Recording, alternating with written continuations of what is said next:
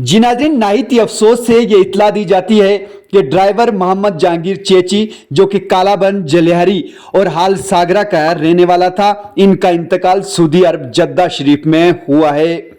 अपने मुनफरिद लिबास से खित्ताए पीर पंचाल में अपनी अलग पहचान के मालिक मोहम्मद जहांगीर चेची, इनकी मौत के बाद खित्ताए पीर पंचाल में सोशल मीडिया पर इनके साथ हमदर्दी रखने वालों की कई पोस्ट हैं, जिनमें इनकी मौत पर गहरे सदमे का इजहार किया गया है।